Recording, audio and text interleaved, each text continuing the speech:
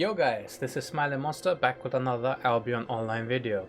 In this video, we're going to be covering my Crossbow PvP build for Corrupted Dungeons, the one-shot, one-combo Boltcaster. So let's get to it. So a quick breakdown of the video. First off, we're going to do equipment, then skills, then alternate equipment, and to finish it off, it's going to be tips and tricks that I've learned while using this build. As to start off, let's start with the weapon. For this build, we're going to be using the Boltcasters. You can also do it with light crossbow, but I just prefer the Boltcaster for the one-shot potential. Crossbow is more brawling / kiting. You get 2 Qs on the crossbows. You get auto fire and explosive bolt.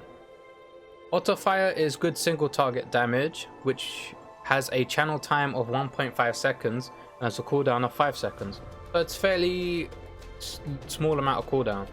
The thing about auto fire is you have to have a target enemy selected, and since it's a channel time, it means that force movement or silences can interrupt your channel time. Also, you have to stand still while using this skill. The next skill, explosive bolt, you fire a bolt at a targeted position on the ground, so that means you don't have to stand still, you can hit and run, so it's good for kiting.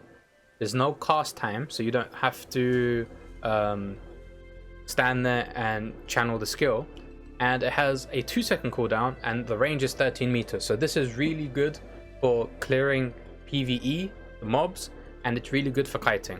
We are going to go explosive bolt for the PvE side, and for the PvP side it's up to you if you want explosive bolt or if you want auto fire. For the W skills, there's 4: knockback shot, thunder shot, caltrops, and noise eraser. For PvP, we're going to be going noise eraser because it deals decent damage and silences the enemy, and it's on like a 15-second cooldown. It has a 0.7 second cast time, so there is that to it. This can also be interrupted with silence or a forced movement. But for PvE, you want the caltrops. The reason you go caltrops is it pairs really well with the passive, well prepared. Well prepared, after every 4 spells cast, you reset the cast down on your first slot ability, which is explosive bolt.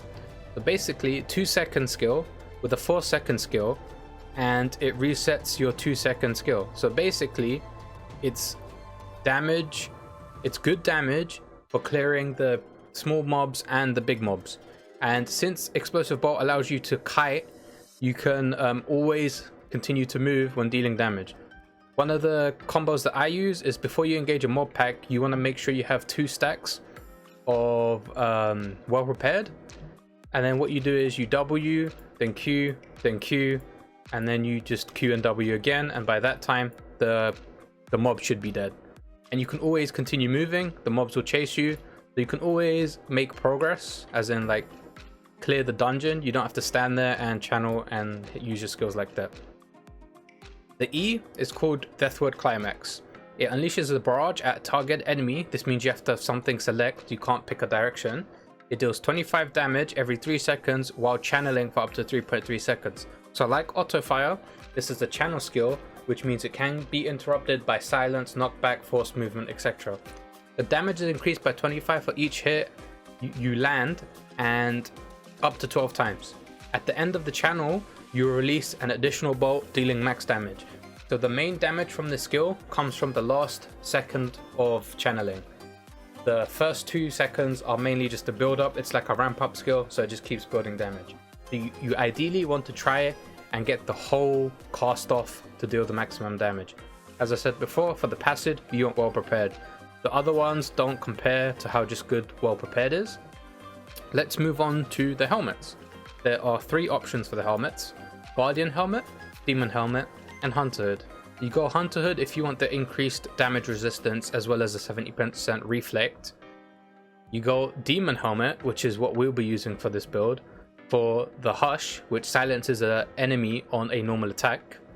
Its cooldown is 40 seconds, but the buff lasts 15 seconds, so it's roughly a 25-second cooldown. And for the passives, you can either go Toughness if you want more defensives, or you can go Authority if you want more CC duration. For the Guardian helmet, you go Guardian helmet for the emergency shield, which gives you a shield for 3 seconds and cleanses all damage over time effects. Same as the demon helmet, because they both plate. You can go authority for increased CC duration, or you can go toughness for more defense. For the armor pieces, there's 2 options that I like: mercenary jacket and cleric robe. I like to go with the cleric robe because everlasting spirit gives you you invoke a magical ward that lasts 1.5 seconds, so you have to get hit within those 1.5 seconds. The next time you take damage when the ward is active, you'll become immune to further damage for 3 seconds, and it increases your damage and healing cost by 30%. So this is a really good defensive skill. However, you can also use it offensively. We'll talk about that later on, but it's mainly paired with the Keeper Cape. For the passives, you want aggression. If you go mercenary jacket, you go bloodlust, and you can either go balanced mind, or once you upgrade it to, you can get cooldowns.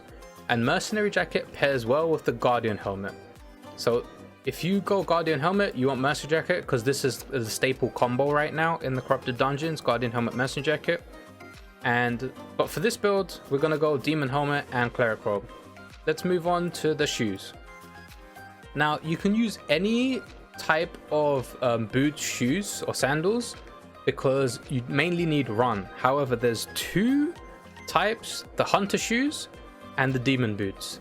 The demon boots give you vengeful spirit. It's a 1-minute cooldown, but it gives you good movement speed and increases your damage when you're at low hit points. The lower hit points you are, the better the buffs. It stacks up to 8 times for every 10% of your health that you're missing. You can go defensives for this, or you can go authority.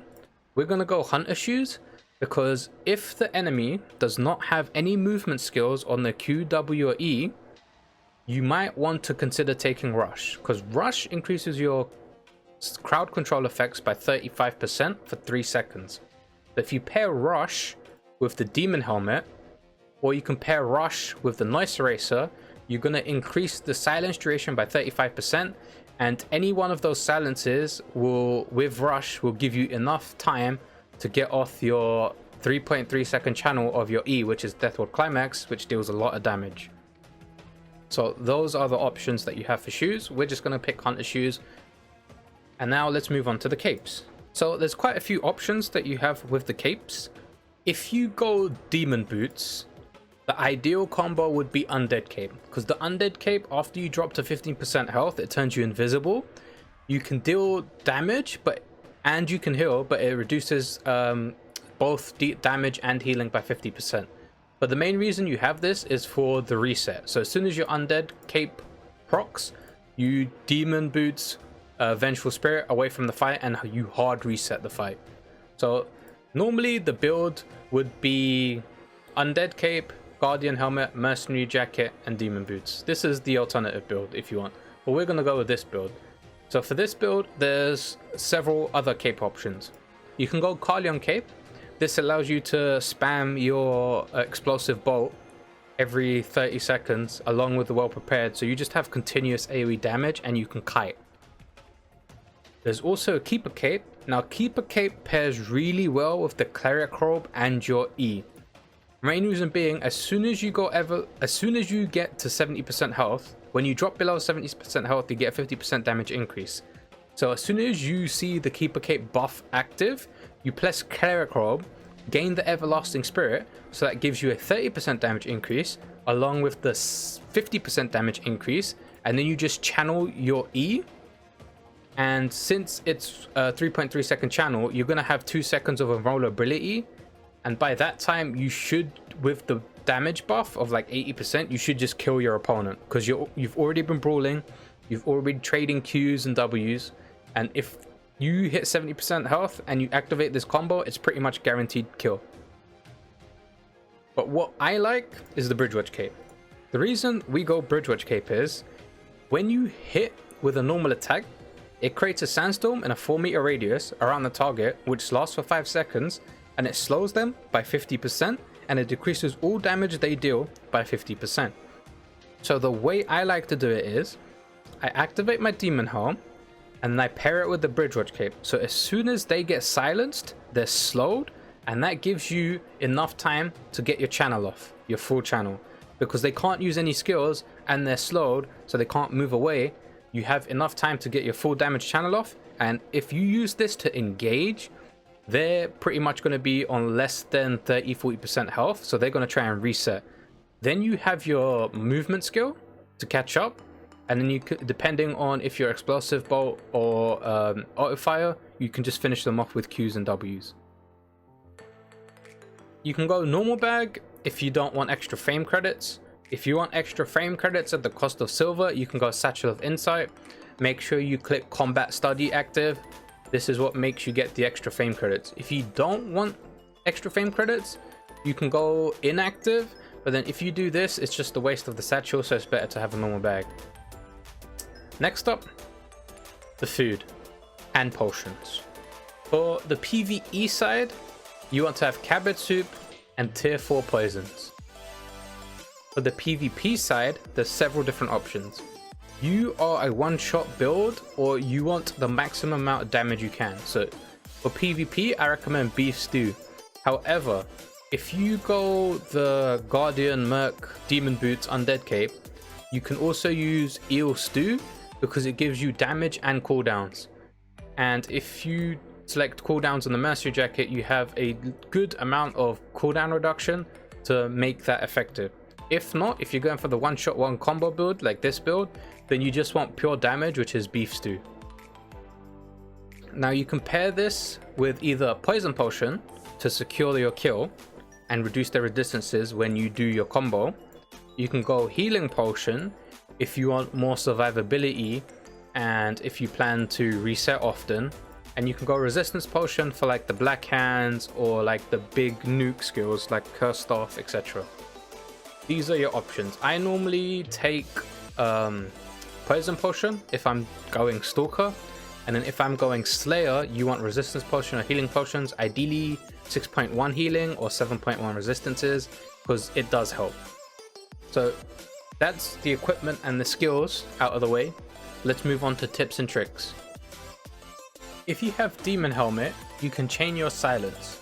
You can use one silence, then E. At the end of your channel, use the other silence. I normally like to do it in the order of Noise Eraser, then Demon Helmet, since it flows better. If you have Demon Helmet Bridgewatch Cape, it's a good idea to poke with your Q and W, and once they have used a few defensives or movement skills, Demon Helmet auto attack to proc both the silence and the cape, and then do your full channel. If you go Keeper Cape Cleric Robe, wait until you're around 70% health, get ready to use your Cleric Robe along with the poison potion if you have it, and then channel your E. This way you're more likely to guarantee a kill since they should be below 80% also. Your E is a channel skill, so be wary of the little mob traps that knock you away. If you get hit with any skill from your opponent and you're next to one of these, it will cancel your Death Ward climax. Also, the silence mob traps will also cancel your channel. You can increase your chances of landing your Noise Eraser skill by making the enemies chase you. Get them to chase you around the corner and prepare to cast your skill on the path around the corner. If you go Demon Boots Undead Cape combo, keep your Demon Boots for your Undead Cape since it allows you to full reset. You can use your skills when invis in the Undead Cape, so if the enemy is low, finish them off with your skills. Be wary though, if they have skills that don't need a target selected, they can cast it in your general location and deal damage to you. If you go like Crossbow, then the alternative build is the way to go. Check out Matthias Dragnill's YouTube channel for good Crossbow content. It's a good idea to get the enemy to chase you. Main reason being, if you keep fighting at the edge of your skill range, when you press your E skill, they can walk out of range to cancel the channel. If you engage with Demon Helmet Bridgewatch Cape combo, then Poison Pot as soon as you see your auto attack animation. This way, you will get even more damage off with your E due to the poison ticks and resistance reduction. Always inspect your opponent with the Y hotkey. Look at their gear as well as the skills they have and change your skills accordingly. The Hunter Shoes Rush is only good if your enemy doesn't have any movement skills on their Q, W or E. If they do have a form of movement skill, stick with normal run. Otherwise you're a sitting duck.